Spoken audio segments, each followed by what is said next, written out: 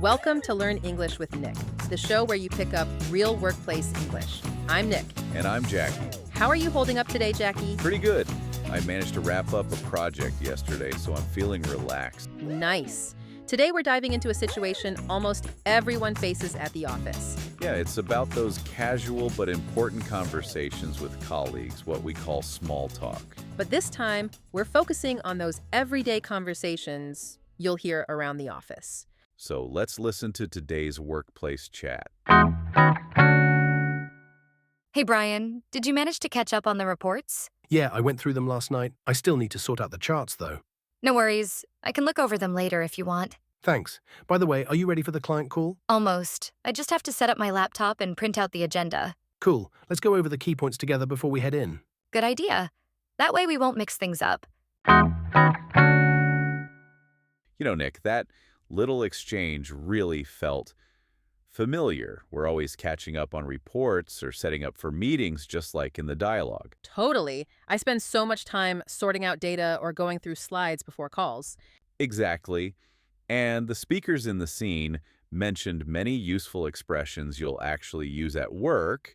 And now let's start with explaining some of those useful expressions.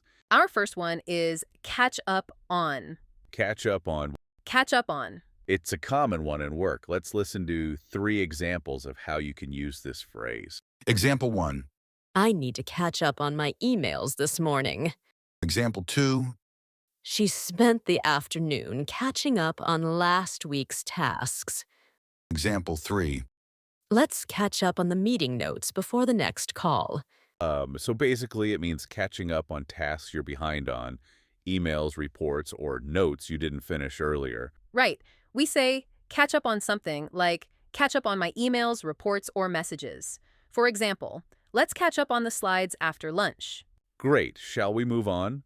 Next one is sort out. Sort out. Sort out. You'll hear this all the time in the office. Here are 3 quick examples of how it shows up in real conversations. Example 1. We need to sort out the schedule before the meeting. Example 2. Can you sort out the login issue with IT? Example 3. I'll sort out the seating plan for tomorrow's workshop. In short, it means to get something organized or resolved. Schedules, issues, or plans that need tidying up. Right. We say sort out something like sort out the budget or issue or calendar. For example, let's sort out the timeline after lunch. Great, let's keep going. Another useful one is set up. Set up. Set up. You'll always use this at work. Let's hear 3 quick examples. Example 1. She set up the projector before the presentation started. Example 2. We're setting up a shared folder for the team. Example 3. Could you help me set up a quick check-in with the client? In short, it means to get things ready or arranged, devices, files, or meetings. We say set up something like set up the room, the account, or the call. For example, I'll set up the meeting link now. Okay, let's keep going. Next one is print out. Print out. Print out. You'll use this when you need a paper copy. 3 quick examples. Example 1. I'll print out the agenda before the meeting. Example 2. Could you print out 2 copies of the contract? Example 3. She printed out the slides for everyone. In short, it means to produce a paper copy from a printer, agendas, contracts, slides. Use print out with the document. Print out the agenda or handout or report. For example, I'll print out the report now. Got it. Another one is go over. Go over. Go over. Use this when you want to review something together. Example 1. Let's go over the key points together. Example 2. We went over the numbers before presenting to the client. Example 3. Can we go over your draft this afternoon? Basically, it means to review or check carefully points, numbers, drafts. Try go over plus the item you're reviewing, like go over the plan, figures, or proposal. For example, we'll go over the agenda at 2 p.m. Okay, let's move on. Here's a useful phrase, mix up. Mix up. Mix up. This is about confusion or mistakes. Here are 3 examples. Example 1. Sorry, I mixed up the files. Example 2. Let's label the folders so we don't mix things up. Example 3. The dates got mixed up on the calendar. Or in short, it means to confuse or swap things by mistake. You can say mix up something or mix things up. For example, double check the names so we don't mix them up. Great, let's keep going. And finally, head in. Head in. Head in. Use this to mean go into a place, often casually. Here are 3 examples. Example 1. Let's head in the meeting room.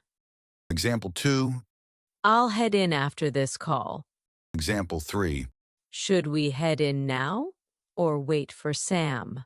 So it means to go inside or enter, usually a room or building. Natural pairing is head in plus a place, like head in the conference room. Let's head in and get started.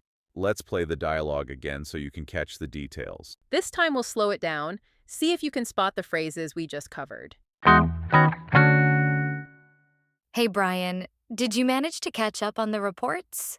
Yeah, I went through them last night. I still need to sort out the charts, though. No worries. I can look over them later if you want. Thanks. By the way, are you ready for the client call? Almost.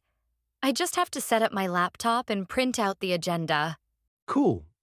Let's go over the key points together before we head in. Good idea. That way we won't mix things up. In the dialogue, Brian said, "Let's go over the key points together." Yeah, this is a great phrase. It sounds really, really natural. Sometimes learners say review the key points. Or check the key points. Those are fine, but this one sounds more casual and collaborative. It also suggests doing it together. Another line was, "I'll set up the meeting link now." Great workplace English. Learners often say prepare the link or create the link. Or make the link. Those are okay, but set up is the everyday choice. It just sounds efficient and native-like. And we heard before we head in. It means before heading in the meeting. Right. Very natural. Many learners say enter the meeting. Or go to the meeting. Both are correct, but head in is more conversational. It feels relaxed and friendly. By the way, Nick, what's a time you really had to catch up on something? Actually, last month. I took a week off, and when I came back, my inbox had 200+ emails and 3 meeting invites piled up for Monday. Ouch. First, I skimmed the subject lines to pick out urgent ones from my manager and the client. Then I caught up on 2 long threads, so I understood the updates. After that, I sorted out my to-do list, grouped tasks by deadline, and set up a 15-minute check-in with the project lead. Nice mini game plan. During the check-in, we went over the key points, decided what to push back, and I printed out a 1-page agenda for the afternoon call so I wouldn't mix things up. A teammate also jumped in to look over my draft and helped me tidy up the slides. By 3 p.m., I'd caught up on the essentials and headed in the client meeting confidently. That's a great way to bounce back after time off. Yeah, my takeaway. Catch up on the critical threads first, sort out priorities, set up quick syncs, and don't be afraid to ask a colleague to look things over. Perfect example, and full of useful phrases we can reuse. Let's listen to the workplace chat again to check if we understand all the phrases correctly. Hey, Brian, did you manage to catch up on the reports? Yeah, I went through them last night. I still need to sort out the charts, though. No worries. I can look over them later if you want. Thanks. By the way, are you ready for the client call? Almost. I just have to set up my laptop and print out the agenda. Cool. Let's go over the key points together before we head in. Good idea. That way we won't mix things up. So today, we saw how phrasal verbs make workplace English sound more real. Catch up on, go through, sort out, look over, set up, print out, go over, head in, mix up. Try using just 2 of these tomorrow at work. And tell us in the comments how it went. That's all for today's episode of Learn English with Nick. Goodbye.